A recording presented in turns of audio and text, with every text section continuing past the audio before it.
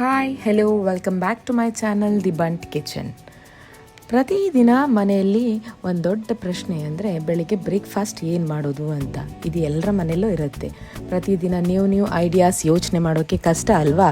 ಅದಕ್ಕೆ ನಾನು ಆ ಹೆಡ್ಡೇಕ್ ಕಡಿಮೆ ಮಾಡುವಂಥ ಒಂದು ಬೆಸ್ಟ್ ಆ್ಯಂಡ್ ಈಸಿ ರೆಸಿಪಿ ಮಾಡ್ತಾ ಇದ್ದೇನೆ. ದ್ಯಾಟ್ ಈಸ್ ಶಾವಿಗೆ ದಮ್ ಬಿರಿಯಾನಿ. ತುಂಬಾ ಸಿಂಪಲ್ ಆಗಿರೋ ಇದನ್ನು ಒಂದು ಸಲ ಮಾಡಿದರೆ ಮತ್ತೆ ಮತ್ತೆ ರಿಪೀಟೆಡ್ ಮಾಡ್ತೀರಾ. ಇದಕ್ಕೆ 1 ಕಪ್ ಶಾವಿಗೆ, ಒಂದು 2 ಸಣ್ಣ ಈರುಳ್ಳಿ ಸ್ಲೈಸ್ ಮಾಡಿಟ್ಟಿರುವಂಥದ್ದು, ಮತ್ತು ರೆಡ್ ಚಿಲ್ಲಿ, ಸ್ವಲ್ಪ ಹಸಿ ಮಸಾಲ, ಬಿರಿಯಾನಿ ಎಲೆ, ಮೆಣಸು, ಚಕ್ಕೆ, ಲವಂಗ, ಅರಿಶಿನ, ಉಪ್ಪು ಮತ್ತು ಬಿರಿಯಾನಿ ಮಸಾಲ ತಗೊಂಡಿದ್ದೇನೆ. 5-6 ಗೋಡಂಬಿ, ಸ್ವಲ್ಪ ತುಪ್ಪ ಮತ್ತು ವೆಜಿಟೇಬಲ್ಸ್. ನಾನಿಲ್ಲಿ ನನ್ನ ಇಷ್ಟದ ಕ್ಯಾರೆಟ್, ಬೀನ್ಸ್, ಟೊಮ್ಯಾಟೊ, ಬಟಾಣಿ, ಕ್ಯಾಪ್ಸಿಕಮ್ ಮತ್ತು ಗ್ರೀನ್ ಚಿಲ್ಲಿ ತಗೊಂಡಿದ್ದೇನೆ. ಒಂದು ಪ್ಯಾನಿಗೆ ಶಾವಿಗೆ ಹಾಕಿ ಸ್ವಲ್ಪ ತುಪ್ಪ ಸ್ಪ್ರಿಂಕಲ್ ಮಾಡಿ ಅದನ್ನು ಲೋ ಫ್ಲೇಮಲ್ಲಿ ಫ್ರೈ ಮಾಡಿ. ನಾನಿಲ್ಲಿ ಆಯಿಲ್ ಬದಲಿಗೆ ಎಲ್ಲ ಫುಡ್ಗೆ ತುಪ್ಪನೇ ಜಾಸ್ತಿ ಯೂಸ್ ಮಾಡ್ತೇನೆ, since it is good for health. ಶಾವಿಗೆನ ಸ್ವಲ್ಪ ಲೈಟ್ ಬ್ರೌನ್ ಆಗೋವರೆಗೆ ಫ್ರೈ ಮಾಡಿ, ಆಮೇಲೆ ಅದನ್ನು ಇಷ್ಟು ಬ್ರೌನ್ ಆದರೆ ಸಾಕಾಗುತ್ತೆ. ಅದನ್ನು ಬೇರೆ ಪಾತ್ರೆಗೆ ಟ್ರಾನ್ಸ್ಫರ್ ಮಾಡಿ ಅದೇ ಪ್ಯಾನಿಗೆ ಸ್ವಲ್ಪ ತುಪ್ಪ ಹಾಕಿ ಎಲ್ಲ ಹಸಿ ಮಸಾಲ ಹಾಕಿ ಸ್ವಲ್ಪ ಸಾಟೆ ಮಾಡಿ.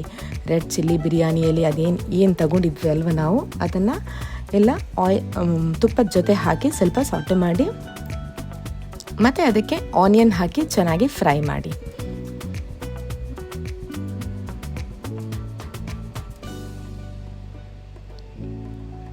ಇದು ತುಂಬ ಸಿಂಪಲ್ ಆಗಿರುವ ರೆಸಿಪಿ ಆಗಿರೋದ್ರಿಂದ ತುಂಬ ಬೇಗ ಆಗುತ್ತೆ.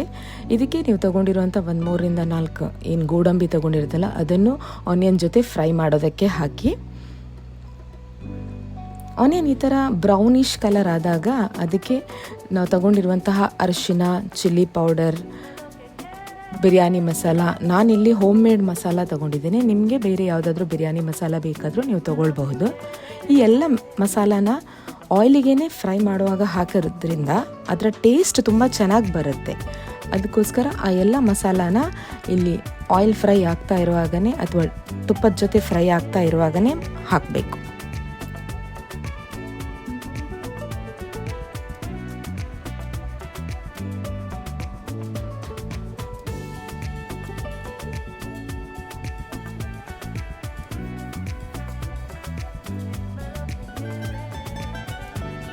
ಎಲ್ಲ ಮಸಾಲ ಮಿಕ್ಸ್ ಆದಮೇಲೆ ಒಂದು ಸಲ ಚೆನ್ನಾಗಿ ಫ್ರೈ ಮಾಡಿ ಅದಕ್ಕೆ ನಾವು ತೊಗೊಂಡಿರುವಂತಹ ವೆಜಿಟೇಬಲ್ಸನ್ನು ಹಾಕಿ.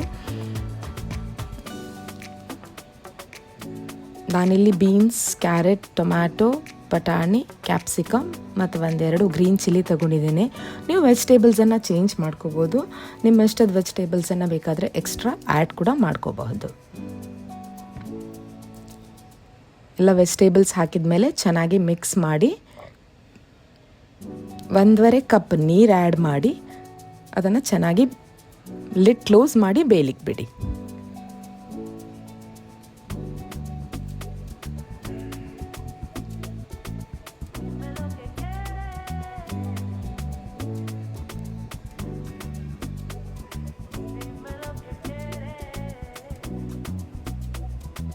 ಒಂದು 5 ನಿಮಿಷ ವೆಜಿಟೇಬಲ್ಸ್ ಎಲ್ಲ ಚೆನ್ನಾಗಿ ಬೇಯ್ದ ಮೇಲೆ ಮುಚ್ಚಳ ತೆಗೆದು ಚೆಕ್ ಮಾಡಿ ಎಲ್ಲ ವೆಜಿಟೇಬಲ್ಸ್ ಚೆನ್ನಾಗಿ ಬೆಂದಿರಬೇಕು. ಕನ್ಸಿಸ್ಟೆನ್ಸಿ ಈ ಥರ ಇದ್ದರೆ ಸಾಕಾಗುತ್ತೆ. ನನಗೆ ಸ್ವಲ್ಪ ನೀರು ಕಮ್ಮಿ ಅಂತ ಅನಿಸ್ತಾ ಇದೆ, ಅದಕ್ಕೋಸ್ಕರ ನಾನು ಒಂದು ಹಾಫ್ ಅ ಕಪ್ ನೀರು ಆ್ಯಡ್ ಮಾಡ್ತಾ ಇದ್ದೀನಿ. ನೀವು ನಿಮ್ಮ ಕನ್ಸಿಸ್ಟೆನ್ಸಿ ಚೆಕ್ ಮಾಡ್ಕೊಂಡ್ಬಿಟ್ಟು ಮಾಡಬಹುದು. ಇಲ್ಲಿ ನಿಮಗೆ ಬೇಕಾದರೆ ಬಿರಿಯಾನಿ ಮಸಾಲ ಬೇಕಾದರೆ ಆ್ಯಡ್ ಮಾಡ್ಕೊಳ್ಬಹುದು. ನಾನು ಮಸಾಲ ಟೇಸ್ಟ್ ನೋಡ್ಕೊಂಡಿದ್ದೇನೆ, ಅದು ಕರೆಕ್ಟ್ ಆಗಿದೆ ಅಂತ ಅನಿಸುತ್ತೆ. ಆಗ ಫ್ರೈ ಮಾಡಿರುವಂಥ ಶಾವಿಗೆನ ಸ್ವಲ್ಪ ಮಿಕ್ಸ್ ಮಾಡಿ ಸ್ವಲ್ಪ ಲೋ ಫ್ಲೇಮಲ್ಲಿ ದಮ್ ಕೊಡಬೇಕಾಗತ್ತೆ.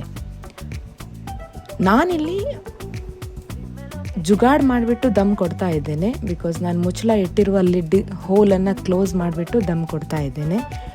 ನೀವು ಬೇಕಾದರೆ ಮೈದಾ ಹಿಟ್ಟಿಂದ ಫುಲ್ ಮುಚ್ಚಳನ ಸೈಡಿಂದ ಫುಲ್ ಕ್ಲೋಸ್ ಮಾಡಿನೂ ದಮ್ ಕೊಡ್ಬೋದು, ಅಥವಾ ಚಾರ್ಕೋಲ್ ಇಟ್ಟು ಕೂಡ ದಮ್ ಕೊಡಬಹುದು. ಥರ different ways to give a dum. ನೀವು ನಿಮ್ಗೆ ಇಷ್ಟದ ಪ್ರಕಾರ ಮಾಡಬಹುದು. ಇದು 2-3 ನಿಮಿಷ ದಮ್ ಕೊಟ್ಟು ಲಿಡ್ನ ಓಪನ್ ಮಾಡಿ ನಾವು ಸ್ಪೆಷಲ್ ಶಾವಿಗೆ ದಮ್ ಬಿರಿಯಾನಿ ಈಸ್ ರೆಡಿ. ನೋಡಿ ಎಷ್ಟು ಕರೆಕ್ಟಾಗಿ ಉದುರಾಗಿ ಇರುತ್ತೆ. ನೀರು, ವೆಜಿಟೇಬಲ್ಸ್ ಎಲ್ಲನೂ ಪ್ರಾಪರ್ ಮೆಜರ್ಮೆಂಟಲ್ಲಿ ಬೆಂದಿರುತ್ತೆ, ಕರೆಕ್ಟಾಗಿ ಬಂದಿರುತ್ತೆ. ಒಮ್ಮೆ ಈ ರೆಸಿಪಿನ ಮಾಡಿದರೆ ಉಂಟಲ್ವ, ಅಗೇನ್ ಆ್ಯಂಡ್ ಅಗೇನ್ ನಿಮ್ಮ ಫ್ಯಾಮಿಲಿ ಮೆಂಬರ್ಸ್ ಮತ್ತೆ ಮತ್ತೆ ಮಾಡಿ ಅಂತ ಕೇಳ್ತಾನೇ ಇರ್ತಾರೆ. ಇದನ್ನು ಕ್ಯಾಶ್ಯೂನಟ್ ಮತ್ತು ಕೊತ್ತಂಬರಿ ಸೊಪ್ಪು ಹಾಕಿ ಸರ್ವ್ ಮಾಡ್ಬೋದು.